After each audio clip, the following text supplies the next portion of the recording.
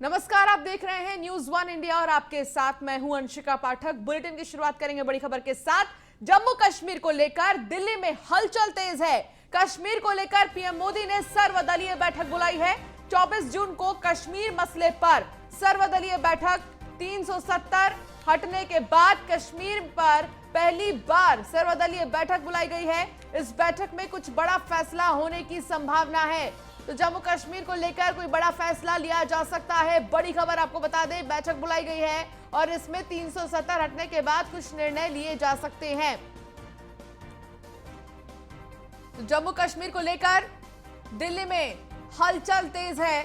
कश्मीर को लेकर पीएम मोदी ने सर्वदलीय बैठक बुलाई है। 24 जून को कश्मीर मसले पर सर्वदलीय बैठक होगी। इसमें बातचीत की जाएगी। 370 हटने के बाद कश्मीर पर पहली बार सर्वदलीय बैठक बुलाई गई है। तो 370 जब से लगा है उसके बाद से अब सर्वदलीय बैठक बुलाई गई है। ये पहली सर्वदलीय बैठक है। कश्मीर को लेकर पीएम मोदी ने सर्वदलीय बैठक बुलाई।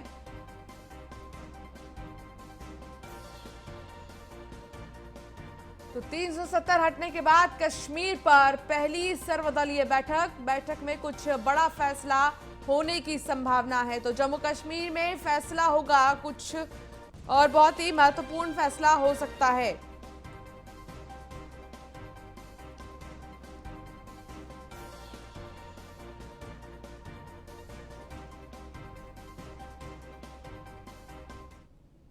ब्रजेश श्रीवास्तव एसोसिएट एडिटर हमारे साथ जुड़ गए हैं। ब्रजेश, क्या जानकारी मिल रही है इस बैठक को लेकर? कोई बड़ा फैसला क्या लिया जा सकता है?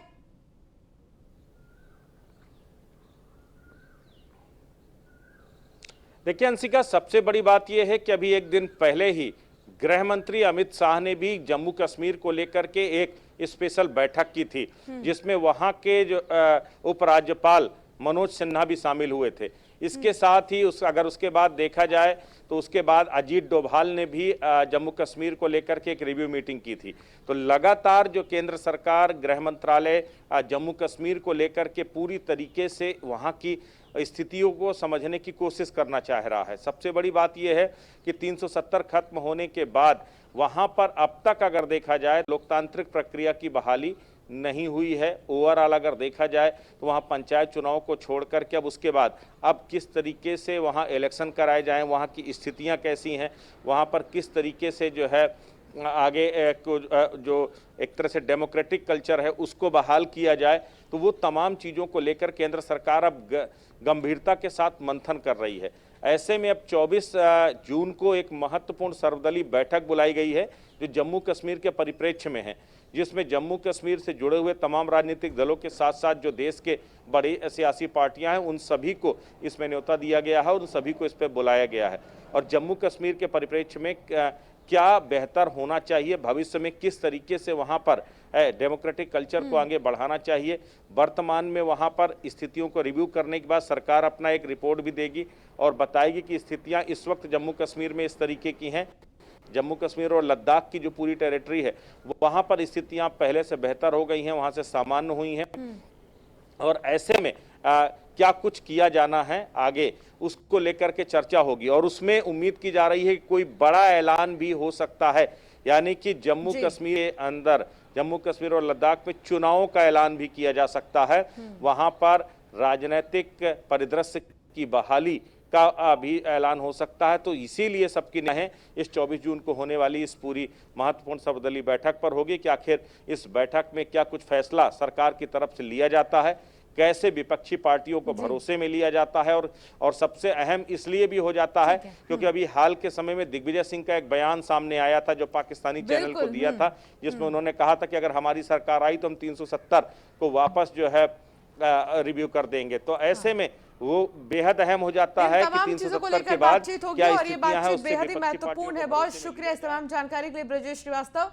तो वहीं पूर्व मंत्री अब ने बीएसपी से इस्तीफा दे दिया है। आपको बता दें कि पूर्व मंत्री ने इस्तीफा दे दिया है बीएसपी से। समाजवादी पार्टी में घर वापसी कर सकते हैं अंबिका चौधरी। सपा सरकार में कद्दावर मंत्री थे अंबिका चौधरी। विधानसभा चुनाव से पहले बीएसपी में शामिल हुए थे। अंबिका चौधरी ने आज बीएसपी का दामन छोड़ा। अंबिका चौधरी के बेटे आनंद चौधरी सपा में शामिल। सपा ने आनंद चौधरी को चुनाव का टिकट दिया है। तो ऐसे में अब लगातार जो कयास लगाया जा रहा था,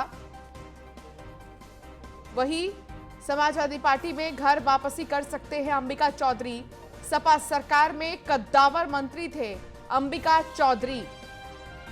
विधानसभा चुनाव से पहले बीएसपी में शामिल हुए थे अंबिका चौधरी ने आज बीएसपी का दामन छोड़ दिया है। अंबिका चौधरी के बेटे आनंद चौधरी सपा में शामिल हैं। सपा ने आनंद चौधरी को जिप चुनाव का, जिला पंचायत चुनाव का टिकट दिया था।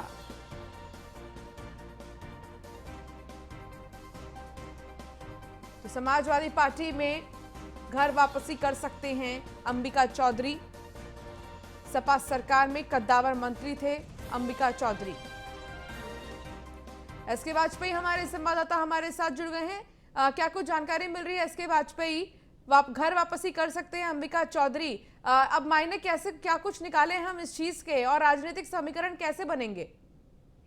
बिल्कुल निश्चित है कि महत्वपूर्ण ज्वाइनिंग है सपा के लिए, खासतौर पर जिस तरीके से सपा अभियान चला रही है कि जो उसके नेता हैं जो पहले किसी दूसरी पार्टी में चले गए थे या कोई न कोई उनको नाराजगी थी जिस वजह से उन्होंने सपा समाजवादी पार्टी छोड़ दी थी, कहीं न कहीं लगातार वो घर वापसी कर रहे हैं। अंबिका चौधरी की अगर हम बात करें तो वो 3 बार विधायक रह चुके हैं, 2 बार मंत्री रह चुके हैं। 2016 का वर्ष था जिस दौरान वो समाजवादी पार्टी छोड़कर बसपा में शामिल हो गए थे। हालांकि समाजवादी पार्टी के प्रदेश अध्यक्ष नरेश उत्तम के निर्देश पर जो जिला अध्यक्ष बलिया हैं, उन्होंने उनको पार्टी की सदस्यता दिलाई है। उनके बेटे को टिकट भी दे दिया है। आनंद चौधरी जो उनके बेटे हैं, उनको भी टिकट समाजवादी पार्टी की तरफ से जिला पंचायत अध्यक्ष के लिए दिया जा चुका है। तो निश्चित है कि कहीं न कहीं अब समाजवादी पार्टी वो कोशिश कर रही है कि जो भी उसके कद्दावर नेता हैं या कहीं न कहीं वो दूसरी पार्टी में थे, उनको लगातार शामिल किया जाए। और इसके पहले भी हमने देखा है कि बीएसपी के जो बागी विधायक थे वो भी सपा सुप्रीमो अखिलेश यादव से लखनऊ में मिले थे। तो निश्चित है कि लगातार समाजवादी पार्टी अपने कुनबे को मजबूत करने में जुटी है और कहीं न कहीं 2022 के इलेक्शन को ध्यान में रखते हुए बीजेपी के सामने एक बड़ी चुनौती किस तरीके से प्रस्तुत की जाए उस दिशा में काम कर रही थी। ठीक है एसके वाजपेयी, बहुत शुक्रिया इस तमाम जानकारी के लिए। तो गाजियाबाद से बड़ी खबर आपको बता दें, सपा नेता उम्मेद पहलवान को गिरफ्तार कर लिया गया है। गाजियाबाद क्राइम ब्रांच ने गिरफ्तार किया है। उम्मेद पहलवान ने लोनी में बुजुर्ग की पिटाई की थी और इसका वीडियो भी वायरल हुआ था। मुकदमा दर्ज होने के बाद से ही फरार चल रहा था उम्मेद पहलवान। दिल्ली से हुई उम्मेद पहलवान की गिरफ्तारी। तो फाइनली उम्मेद पहलवान को गिरफ्तार कर लिया गया है। अब इससे पूछताछ की जाएगी कि आखिर क्यों मारपीट का मामला सामने आया, क्यों मारपीट की गई, क्योंकि वीडियो बहुत तेजी से वायरल हुआ है और तमाम सवाल उठ रहे थे कि आखिर किसने हक दिया कानून को हाथ में लेने का इन लोगों को।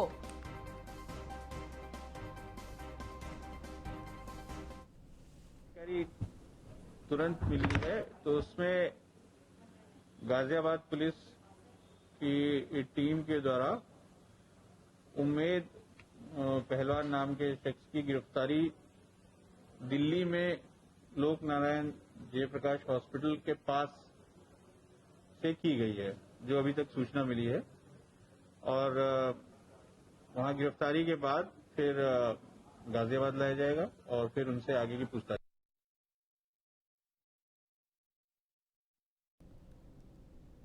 तो मुकदमा दर्ज होने के बाद से ही जांच पड़ताल शुरू हो गई थी।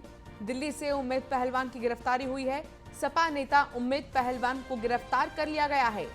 गाजियाबाद क्राइम ब्रांच ने गिरफ्तार किया है उम्मेद पहलवान को और उम्मेद ने लोनी में बुजुर्ग की पिटाई का वीडियो वायरल किया था। मुकदमा दर्ज होने के बाद से ही फरार चल रहा था उम्मेद पहलवान, लेकिन अब उसे गिरफ्तार कर लिया गया है। पूछताछ भी आगे की जाएगी। तो सपा नेता उम्मेद पहलवान को गिरफ्तार कर लिया गया है। क्राइम ब्रांच की टीम ने गिरफ्तार किया है उम्मेद पहलवान को।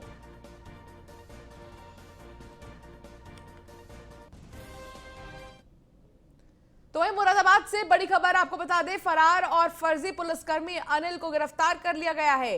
जीजा की जगह पुलिस की नौकरी कर रहा था।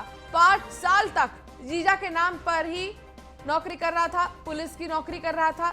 पुलिस ने कल ही जीजा सुनील को अरेस्ट किया था। अब मुरादाबाद के ठाकुर द्वार कोतवाली का यह पूरा मामला बताया जा रहा है। तो 5 साल तक जीजा की जगह साला नौकरी करता रहा, फिलहाल एक दिन पहले ही जीजा को पकड़ लिया गया था, लेकिन साला फरार चल रहा था, लेकिन अब उसे भी पकड़ लिया गया है, उसे गिरफ्तार कर लिया गया है। फरार फर्जी पुलिसकर्मी अनिल गिरफ्तार जीजा की जगह पुलिस की नौकरी कर रहा था। लगभग 5 साल से नौकरी कर रहा था, लेकिन किसी को भनक तक नहीं लगी। फिलहाल इस पूरे मामले में खुलासा क्योंकि हो चुका है, जांच भी की जा रही है और साले को भी पकड़ लिया गया है। तो जीजा साला दोनों ने मिलकर ये गड़बड़ी की है। जीजा की जगह साला 5 साल से नौकरी कर रहा था, पुलिस की नौकरी कर रहा था, वर्दी और हथियार के साथ घूमा करता था, लेकिन अब इस पूरे मामले में क्योंकि खुलासा हो गया है तो अब आगे जांच पड़ताल की जाएगी और पूछताछ भी किया जाएगा। अंकित शर्मा हमारे संवाददाता हमारे साथ जुड़ गए हैं। अंकित, क्या जानकारी मिल रही है? 5 साल तक जीजा की जगह साला नौकरी करता रहा, जीजा को तो पकड़ लिया गया था, लेकिन साला फरार चल रहा था। अभी क्या ताजा अपडेट है? जी बिल्कुल, आपको बता दूं न्यूज़ 1 इंडिया की खबर का हुआ बड़ा असर, जहां 5 साल से जीजा की जगह साला नौकरी कर रहा था। जीजा की गिरफ्तारी कल ही हो चुकी थी, लेकिन आज जो कि साला जो कि फरार चल रहा था उसकी गिरफ्तारी कर ली गई है। पुलिस पूछताछ में लगी हुई है, जो भी तथ्य आएंगे उसमें कार्रवाई करने की बात कह रही है। जी लेकिन इन सबके बीच आखिर कहां से पकड़ा गया ये साला? क्योंकि जैसे ही मामले का खुलासा हुआ ये भाग गया था, अब फिर इसे ढूंढने की कोशिश की गई, एक टीम बनाया गया इसके लिए बाकायदा, तो आखिर इसको पकड़ा कहां से गया? जी बिल्कुल, ये बहुत बड़ा सवाल है कि एक सिपाही जो कि जीजा की जगह नौकरी कर रहा था और ये फरार था, लेकिन पुलिस ने अभी कोई तथ्य सामने जो आए हैं, पुलिस ने अभी साफ नहीं किया है कि कहां से इसकी गिरफ्तारी हुई है, लेकिन पुलिस ने ये साफ कह दिया है कि हाँ, साले को भी गिरफ्तार कर लिया गया है। जी चलिए, बहुत शुक्रिया इस तमाम जानकारी के लिए अंकित। 22 मौतों की मॉक ड्रिल करने वाले आगरा के पारस अस्पताल को जांच कमेटी ने क्लीन चिट दे दी है। सरकारी जांच रिपोर्ट सामने आने के बाद अब पूरी जांच पर ही सवाल खड़े हो रहे हैं। जांच करने वाले ऑफिसरों ने सिर्फ अस्पताल प्रशासन के बयान के आधार पर रिपोर्ट बना दी। अस्पताल में मरने वालों की डेथ ऑडिट रिपोर्ट में भी वही लिखा गया है जो अस्पताल प्रशासन ने बताया। इसी पर देखिए खास रिपोर्ट।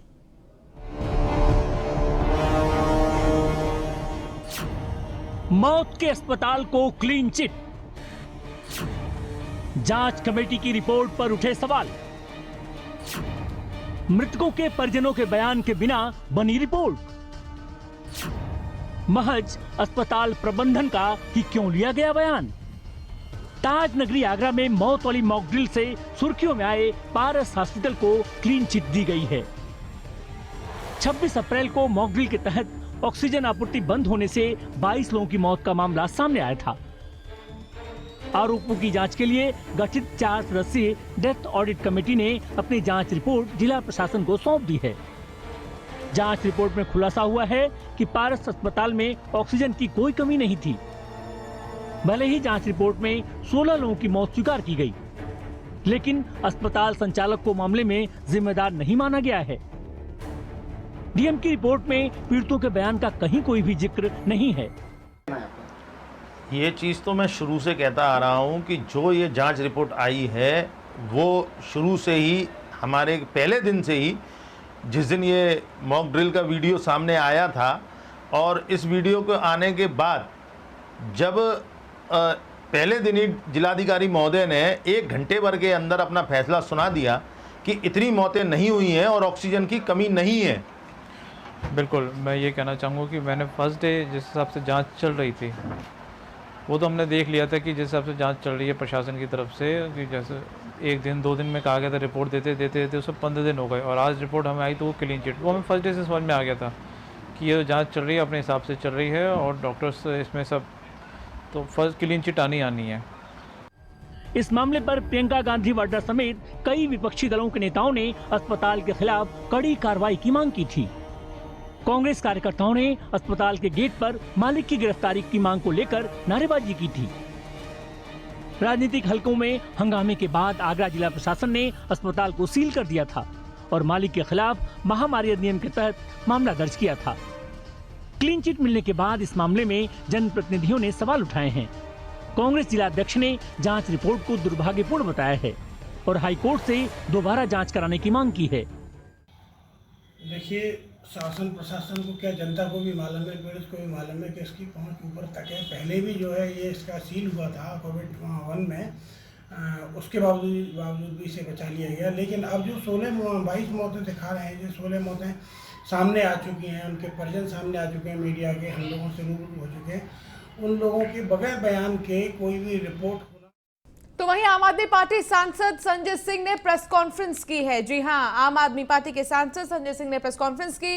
राम मंदिर ट्रस्ट पर सवाल खड़े किए हैं। साधु संतों ने मंदिर निर्माण के लिए मेहनत की, संजय सिंह ने कहा कि लेकिन ट्रस्ट के लोग चंदा चोरी में जुटे हुए हैं। तो बड़ा बयान सामने आया है संजय सिंह का राम मंदिर को लेकर कि बहुत मेहनत की है लोगों ने और चंदा चोरी में लोग जुटे हुए हैं।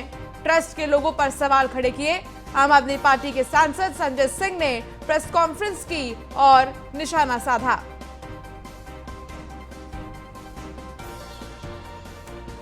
मैंने पिछले कई दिनों में तमाम तथ्य और सच प्रभु श्री राम के मंदिर के संबंध में और उसमें हुए जमीन खरीद के घोटाले के संबंध में आप लोगों के सामने किए।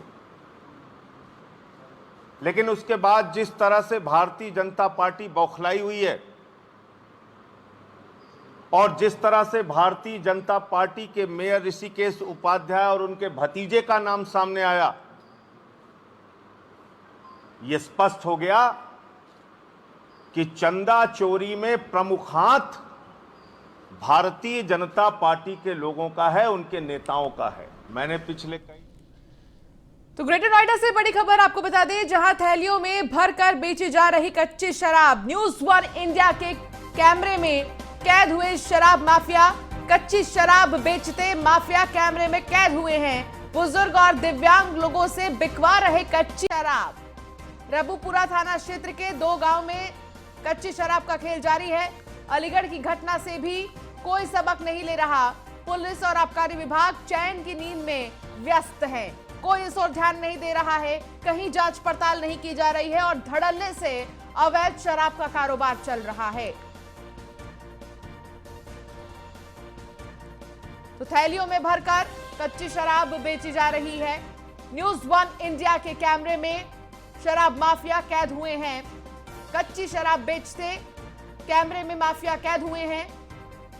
बुजुर्ग और दिव्यांग से शराब बिकवा रहे हैं। कच्ची शराब को लेकर कई खबरें इससे पहले भी सामने आई हैं। कई लोगों की मौत हुई है कच्ची शराब के सेवन के चलते, लेकिन अब भी कोई सबक नहीं ले रहा है, बल्कि और भी धड़ल्ले से ये कारोबार फल फूल रहा है। तो ग्रेटर नोएडा में थैलियों में भरकर कच्ची शराब बेची जा रही है। न्यूज़ 1 इंडिया के कैमरे में तस्वीरें कैद हुई हैं। माफिया कैद हुए हैं। कच्ची शराब बेचते माफिया कैमरे में कैद हुए हैं।